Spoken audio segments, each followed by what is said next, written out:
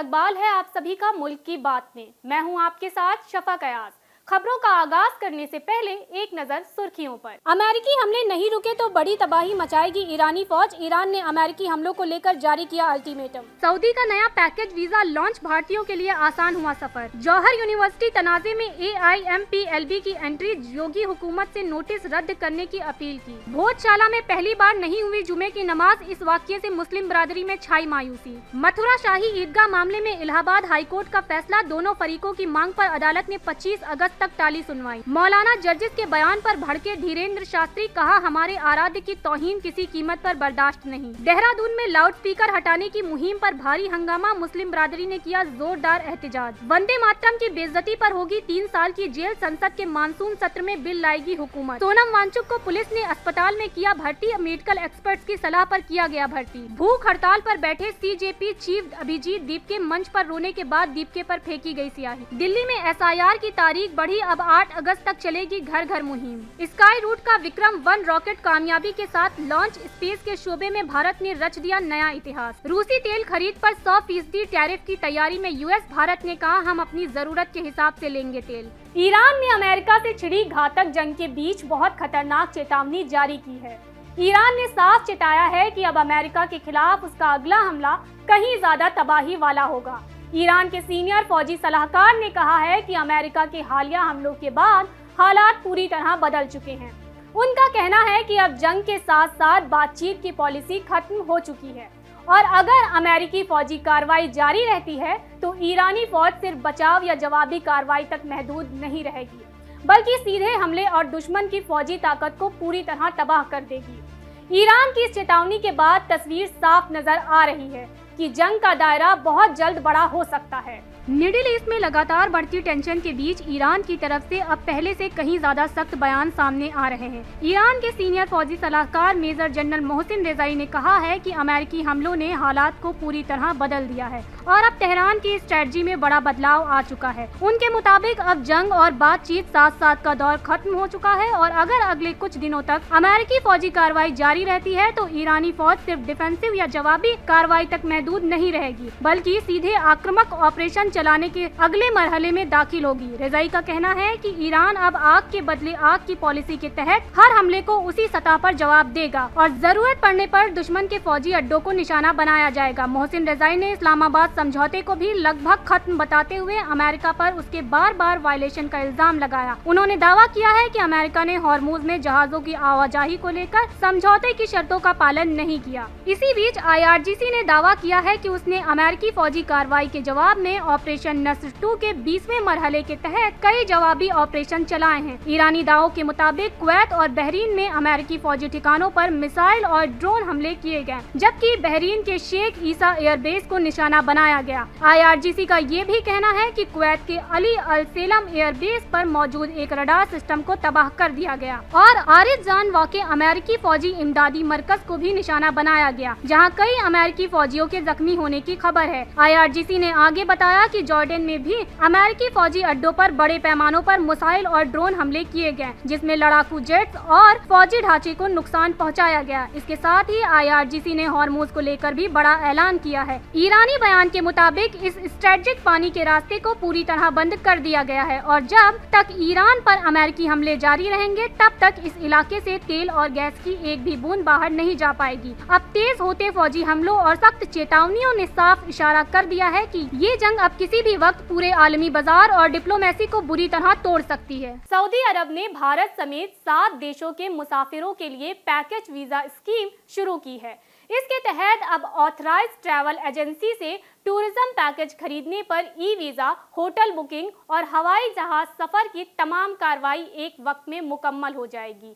यह वीजा भी ज्यादा से ज्यादा 48 घंटों के अंदर जारी कर दिया जाएगा। सऊदी अरब घूमने का ख्वाब देखने वालों के लिए बड़ी खुशखबरी आई है। अब कुछ खास देशों के मुसाफिरों को सऊदी जाने के लिए वीजा हासिल करने की लंबी और अलग प्रक्रिया से नहीं गुजरना पड़ेगा। सऊदी अरब की मिनिस्ट्री ऑफ टूरिज्म ने एक नया निजाम शुरू किया है, जिसके तहत हवाई सफर, ठहरने की जगह और वीजा की पूरी कार्रवाई एक ही पैकेज में पूरी हो जाएगी। इस नई पहल से विदेशों से आने वाले सैलानियों का सफर पहले के मुकाबले कहीं ज्यादा आसान और बेहतर होने की उम्मीद है। सऊदी अरब के मिनिस्ट्री ऑफ टूरिज्म ने पैकेज वीजा वीजा नाम से एक नया पायलट प्रोजेक्ट शुरू किया है। इस प्रोजेक्ट का मकसद दूसरे देशों से आने वाले सैलानियों के लिए सफर को आसान बनाना है। अब मुसाफिर किसी ऑथराइज्ड ट्रैवल एजेंसी के जरिए टूर पैकेज खरीद कर उसी के साथ सऊदी का टूरिस्ट वीजा भी हासिल कर सकेंगे। उत्तर प्रदेश के रामपुर में मौजूद मोहम्मद अली जौहर यूनिवर्सिटी की 38 इमारतों को गैर कानूनी करार देते हुए इंतजामिया ने नोटिस जारी किया है। इसके बाद यूनिवर्सिटी के वजूद पर खतरा मंडराने लगा है। ताहम अब अपोजिशन जमातों के साथ देश भर में इसको बचाने के लिए मुहिम शुरू हो गई है। All India Muslim personal law board का भी बड़ा बयान सामने आया है। रामपुर डेवलपमेंट अथॉरिटी के जरिए जारी नोटिस को AIMPLB ने इस कार्रवाई को नाइंसाफी, भेदभाव और इंतकामी रवैये का नमूना बताते हुए इसकी सख्त मजम्मत की है। बोर्ड ने उत्तर प्रदेश हुकूमत और RDA से मांग की है कि डिमोलिशन का नोटिस फौरन वापस लिया जाए और पूरे मामले पर दोबारा गौर किया जाए। All India Muslim personal law board के तर्जुमान डॉक्टर सैयद कासिम रसूल इलियास ने अपने बयान में कहा कि ये मामला सिर्फ एक तालीमी इदारे का नहीं है, बल्कि मुसलमानों की तालीमी तरक्की से भी जुड़ा हुआ है। उनका कहना है कि एक तरफ सरकारें मुस्लिम समाज की तालीमी पसमानदगी को दूर करने में कामयाब नहीं हो सकी हैं, वहीं दूसरी तरफ जो तालीमी इदारे लोगों की कुर्बानियों, मेहनत और अवाम की मदद से खड़े हुए हैं, उन्हें मुख्तलिफ इंतजामी और कानूनी वजूहात बताकर निशाना बनाया जा रहा है। मध्य प्रदेश के धार जिले में मौजूद भोजशाला एक बार फिर बहस का मरकज बनी हुई है। सुप्रीम कोर्ट के हालिया हुक्म के बाद यह उम्मीद जताई जा रही थी कि भोजशाला अहाते के पास खुले आसमान के नीचे जुमे की नमाज अदा की जाएगी, लेकिन अदालत का हुक्म देर से मिलने और उसका जायजा लेने में वक्त लगने की वजह से ऐसा नहीं हो सका। मुसलमान इस बार भी भोजशाला परिसर के पास नमाज अदा नहीं कर सके। इत्तला के मुताबिक सुप्रीम कोर्ट ने अपने हुक्म में कहा था कि भोजशाला परिसर के पास खुले आसमान के नीचे जुम्मे की नमाज अदा कराई जाए। हालांकि ये हुक्म इंतजामिया को देरी से मिला। इसके बाद हुक्म का जायजा और उससे जुड़ी अमल पूरा करने में वक्त लग गया। इसी वजह से इंतजामिया नमाज के लिए जगह मुहैया नहीं करा सका और जुम्मे की नमाज वहां अदा नहीं की जा सकी। भोजशाला परिसर के पास नमाज नहीं होने की वजह से नमाजियों ने अपने अपने मोहल्लों की मस्जिदों में जुम्मे की नमाज अदा की। इस दौरान किसी तरह की नया इंतजाम भोजशाला परिसर के पास लागू नहीं हो सका। इस पूरे मामले में अब अगली तारीख 5 अगस्त तय की गई है। इसी दिन सुप्रीम कोर्ट में मामले की अगली सुनवाई होगी, जिस पर सभी की निगाहें टिकी हुई हैं। दूसरी तरफ भोजशाला में पूजा का निजाम पहले की तरह जारी है। 15 मई 2026 को मध्य प्रदेश हाई कोर्ट के हुक्म के बाद से भोजशाला में पूजा लगातार हो रही है और उसी निजाम के तहत मजहबी सरगर्मियां जारी हैं। इससे पहले यहाँ पर सिर्फ मंगलवार को हिंदू बिरादरी के लोगों को सुबह से शाम तक पूजा करने की इजाजत थी। इलाहाबाद हाई कोर्ट ने जुमे को श्री कृष्ण जन्मभूमि शाही ईदगाह मस्जिद तनाजे की सुनवाई 25 अगस्त तक टाल दी है।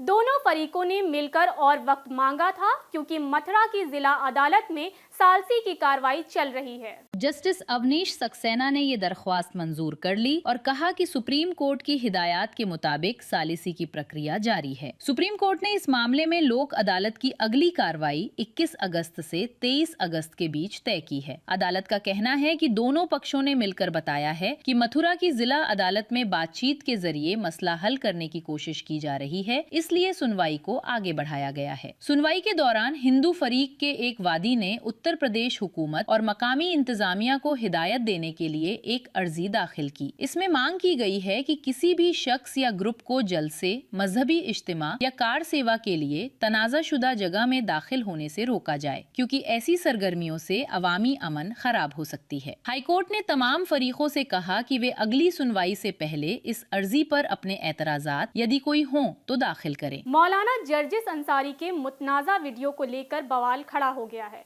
हिंदू बिरादरी ने मौलाना जर्जिस के बयान को लेकर गुस्से का इजहार किया।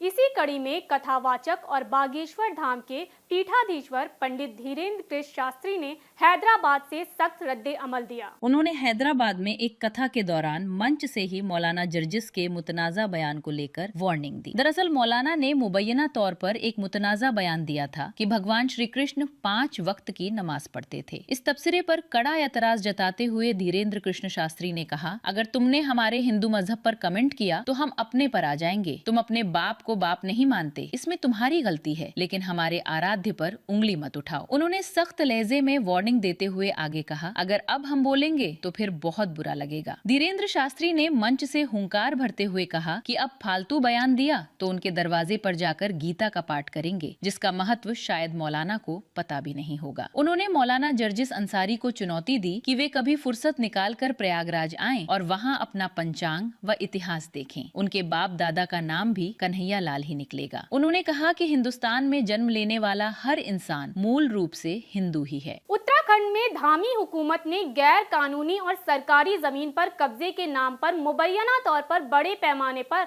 अक़लियतों के मजहबी मकामात और मदरसों पर कार्रवाई की।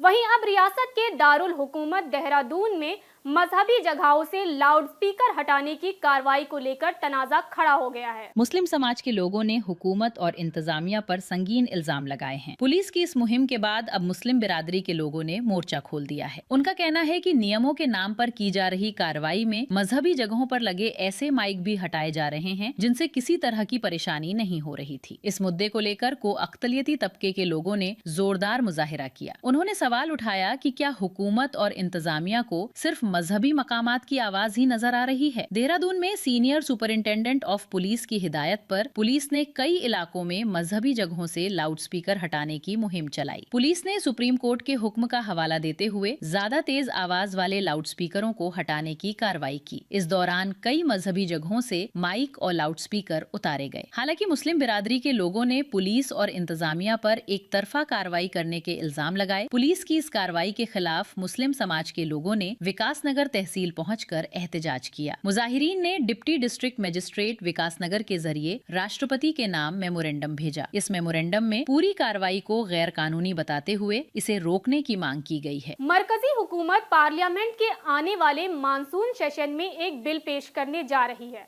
इसका मकसद कौमी गीत वंदे मातरम को कौमी गान जनगण मन के बराबर कानूनी सिक्योरिटी देना है।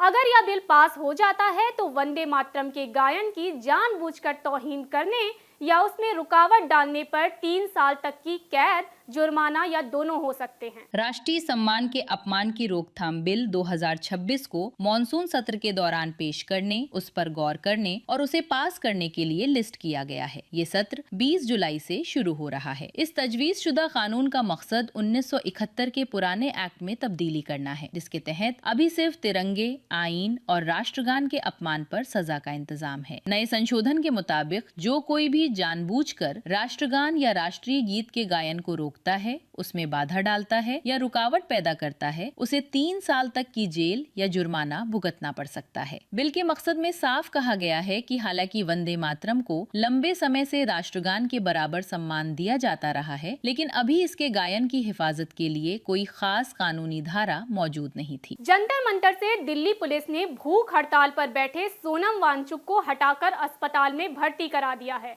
दिल्ली पुलिस ने बताया कि हाई कोर्ट के हुक्म और मेडिकल एक्सपर्ट्स की सलाह के बाद बिगड़ती सेहत को देखते हुए उन्हें अस्पताल में भर्ती कराया गया है। जंतर मंतर पर 20 दिन से भूख हड़ताल पर बैठे सोनम वांगचुक को दिल्ली पुलिस ने हटा दिया है। सोनम वांगचुक को जंतर मंतर से हटाने के बाद दिल्ली पुलिस वहां से मुजाहिरीन को भी हटा रही है। इसी बीच अभिजीत दीपके फिर से वहां पहुंच गए हैं और उन्होंने कहा कि आज से मैं भूख हड़ताल शुरू कर रहा हूं और 20 जुलाई को मार्च भी होगा। इस पर कांग्रेस लीडर सचिन पायलट ने कहा कि ये सरकार की पूरी तरह से गलत पॉलिसी है। सोनम वांगचुक लगभग 20 दिनों से हड़ताल पर हैं। वे हमारे नौजवान के मुस्तबिल और वजीर तालीम के इस्तीफे जैसे अहम मुद्दों के लिए खाना पीना छोड़कर एहतजाज कर रहे हैं। फिर भी सरकार ने ना तो कोई बातचीत की, ना ही कोई चर्चा शुरू की और ना ही इस मामले पर कोई ध्यान दिया। अब मुल्क भर में बढ़ते असर और जनता के बढ़ते दबाव को देखते हुए वे उन्हें जबरदस्ती अस्पताल ले जा रहे हैं ताकि जिम्मेदारी से बच सकें। सरकार के लिए बातचीत शुरू करना कहीं बेहतर होता। उन्हें अस्पताल ले जाने से साफ पता चलता है कि सरकार भारी दबाव में है और अस्पताल ले जाने से जनता का गुस्सा और बढ़ेगा। सोनम वांगचुक को जंतर मंतर से हटाकर दिल्ली पुलिस ने सफदरजंग अस्पताल में भर्ती कराया है, जहां पर अब सोनम वांगचुक की अहलिया गीतांजलि भी सफदरजंग अस्पताल पहुंच गई हैं। दिल्ली के जंतर मंतर पर 21 दिनों से भूख हड़ताल पर बैठे सोनम वांगचुक को पुलिस आज सुबह सफदरजंग अस्पताल ले गई। इस कार्रवाई के बाद कॉकरोच जनता पार्टी के फाउंडर अभिजीत दीप के भूख हड़ताल पर बैठ गए हैं। इसी दौरान एक खातून ने उन पर स्याही फेंक दी, जिससे वहां अफरा तफरी मच गई। इससे पहले सुबह करीब 7 बजे पुलिस सिविल ड्रेस में जंतर मंतर पहुंची थी और वांगचुक को सफेद चादर में उठाकर एम्बुलेंस से अस्पताल भेजा। इस दौरान एहतजाज करने वालों ने पुलिस का विरोध किया, जिससे वहां हंगामा हो गया। वहीं पुलिस की इस कार्रवाई के बाद कॉकरोच जनता पार्टी के चीफ अभिजीत दीप के जंतर मंतर पर ही भूख हड़ताल पर बैठ गए हैं। मंच पर बैठे हुए दीप के अचानक भावुक हो गए और रो पड़े। सीजेपी चीफ मंच पर जज्बाती होने का वीडियो सामने आया है। इस मौके पर कॉकरोच जनता पार्टी के फाउंडिंग प्रेसिडेंट अभिजीत दीप के ने कहा, मैं आज से अपनी इनडेफिनेट भूख हड़ताल शुरू कर रहा हूं। मैं सभी से अपील करता हूं कि वे पीछे ना हटें। ये आंदोलन और बड़ा होगा। उन्होंने बहुत बड़ी गलती की है। मैं सभी से जंतर मंतर आने की अपील करता हूं। हमारा आंदोलन यहां से जारी रहेगा और हम 20 जुलाई को होने वाले अपने मार्च के साथ आगे बढ़ेंगे। अभिजीत दीप के जब मंच पर रो रहे थे तब उन्होंने अपनी आंखें पोंछी और उनके दोस्त ने उन्हें गले लगाया और हिम्मत देने की कोशिश की। इसी बीच कॉकरोच जनता पार्टी के चीफ अभिजीत दीपके पर स्याही फेंकी गई है। सीजेपी चीफ अभिजीत दीपके ने इसका वीडियो शेयर कर कहा, नीला मेरा रंग है, जय भीम। दूसरी तरफ जंतर मंतर से समाजी कारकुन सोनम वांगचुक को अस्पताल ले जाने की कार्रवाई के बाद कांग्रेस नेता पवन खेड़ा ने मरकजी हुकूमत और वजारते दाखिला पर तीखा हमला बोला। उन्होंने कहा कि हमारे आईन ने हर नागरिक को अपनी बात रखने और अमन के साथ विरोध करने का हक दिया है, लेकिन ऐसा लगता है कि गृह मंत्रालय इस अधिकार को खत्म करना चाहता है। दिल्ली पुलिस सीधे वजारते दाखिला के अधीन काम करती है। वजारते दाखिला ने ही एक दिन पहले पुराने कमिश्नर को हटाकर दिल्ली के नए पुलिस कमिश्नर की तकर्रुरी की थी। अगर उनकी पहली बड़ी कार्रवाई अमन के साथ प्रोटेस्ट पर सख्ती करना है तो ये फिक्र की बात है। इलेक्शन कमीशन ने दिल्ली में चल रही एसआईआर मुहिम की टाइमलाइन में तब्दीली कर दी है। अब दिल्ली की फाइनल इलेक्टोरल रोल 19 अक्टूबर को जारी की जाएगी। पहले इसे 7 अक्टूबर को शाया किया जाना था। इस तब्दीली के साथ ही इस मुहिम के बाकी तमाम मरहले भी आगे खिसक गए हैं। ये फैसला दिल्ली के चीफ इलेक्टोरल ऑफिसर की तरफ से इलेक्शन कमीशन से इजाफी वक्त मांगे जाने के बाद लिया गया है। कमीशन ने इस दरख्वास्त को मंजूर करते हुए नया शेड्यूल जारी किया है। अब बूथ लेवल अफसरों की घर घर जाकर तस्दीक करने की मियाद 8 अगस्त तक बढ़ा दी गई है। पहले ये काम 29 जुलाई तक पूरा होना था, यानी जमीनी जाँच के लिए करीब 10 दिनों का और वक्त मिल गया है। इलेक्शन कमीशन ने ड्राफ्ट वोटर लिस्ट जारी करने की तारीख भी बदल दी है। अब ड्राफ्ट वोटर लिस्ट 17 अगस्त को सामने आएगी, जो पहले 5 अगस्त को जारी होनी थी। ड्राफ्ट लिस्ट आने के बाद दावे और एतराजात दाखिल करने के वक्त में भी फेरबदल किया गया है। अब वोटर 17 अगस्त से 16 सितंबर तक अपनी शिकायतें या दावे दर्ज करा सकेंगे। नई नोटिफिकेशन के मुताबिक दिल्ली के लिए फाइनल वोटर लिस्ट अब 19 अक्टूबर को शाया होगी। इसका मतलब है कि पूरी मुहिम करीब 12 दिन पीछे खिसक गई है। हालांकि जमीनी सतह पर काम जारी रहेगा ताकि वोटर लिस्ट को पूरी तरह सही और साफ सुथरा बनाया जा सके। गौरतलब है कि दिल्ली में बीएलओ की घर घर जाकर तस्दीक करने की मुहिम 30 जून से शुरू हुई थी, जिसे अब और वक्त मिल गया है। भारत की private space company Skyroot Aerospace ने आज एक बड़ी कामयाबी हासिल की है।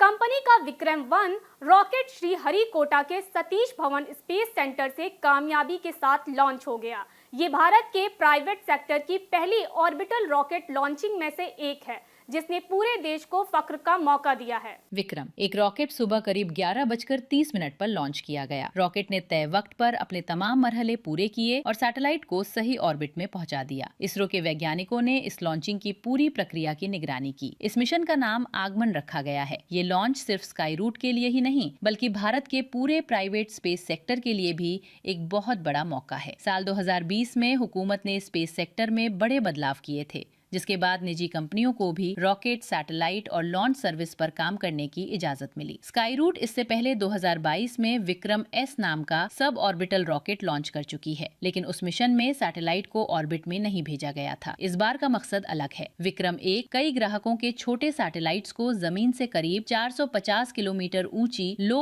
अर्थ ऑर्बिट में पहुंचाएगा। इसके बाद इस रॉकेट को रेगुलर कमर्शियल लॉन्च के लिए तैयार किया जाएगा। भारत ने कहा है कि वो अमेरिका के तजवीज़शुदा कानून पर बारीकी से नजर रख रहा है। इस कानून के तहत रूस से कच्चा तेल खरीदने वाले मुल्कों, जिसमें भारत और चीन भी शामिल है, उन पर 100% तक टैरिफ लगाया जा सकता है। बताया जा रहा है कि इस बिल को अमेरिका के करीब 60 सेनेटरों की हिमायत हासिल है। भारत ने साथ ही कहा कि अमेरिकी वीजा पॉलिसियों की वजह से हिंदुस्तानी शहरियों को होने वाली दिक्कतें कम करने के लिए वो अमेरिकी अफसरान के राब्ते में है। वजारत खारजा के तर्जुमान रणधीर जायसवाल ने मीडिया ब्रीफिंग में कहा, हम इन वाकयात पर बारीकी से नजर रख रहे हैं और हमें इस तजवीज शुदा कानून के बारे में मालूमात है। तेल खरीद के बारे में पूछे गए एक सवाल के जवाब में उन्होंने कहा, जहाँ तक तेल खरीदने की बात है, हम दुनिया के कई मुल्कों से तेल खरीदते हैं। ये हमारी जरूरतों और नजरिए पर मुनहसिर है। रूस से तेल खरीद को लेकर ये कानून लाने की तजवीज डेमोक्रेट सेनेटर रिचर्ड ब्लूमेंथल और रिपब्लिकन सेनेटर लिंडसे ग्राहम ने दी थी। इसका मकसद रूस के माली इदारों और एनर्जी सेक्टर पर कड़े प्रतिबंध लगाना है, ताकि उस आमदनी को रोका जा सके जिसका इस्तेमाल रूस यूक्रेन के खिलाफ जंग के लिए करता है। नाजरीन, मुल्क की बात में आज के लिए बस इतना ही। कुछ और ताज़ा खबरों के साथ लौटेंगे अगले शुमारे में। आप देखते रहें तहजीब टीवी। आदाब।